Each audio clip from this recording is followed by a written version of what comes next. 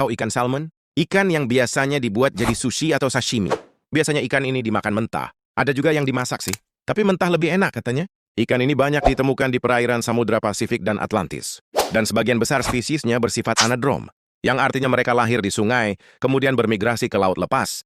Biasanya salmon betina bertelur di dasar sungai air tawar.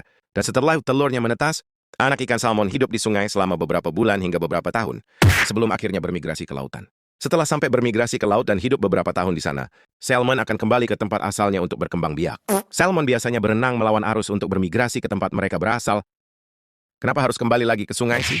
Ya karena saat musim berkembang biak, telur salmon akan lebih aman dari pemangsa di hulu sungai karena tidak banyak ikan lain di sana. Tapi walaupun begitu, biasanya ikan salmon banyak yang mati saat bermigrasi kembali. Kenapa bisa? Ya karena ikan salmon mengalami kelelahan ekstrim saat bermigrasi ribuan kilometer saat melawan arus, mendaki air terjun, berhenti makan, dan mengalami perubahan fisik. Tidak sampai di situ.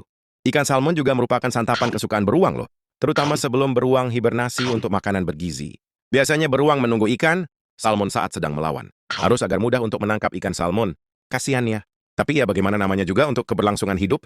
Oh ya kalian tahu nggak? Kalau warna merah muda keorenan agak jingga ikan salmon karena faktor makanannya loh. Ikan salmon biasanya memakan alga merah atau udang atau krill.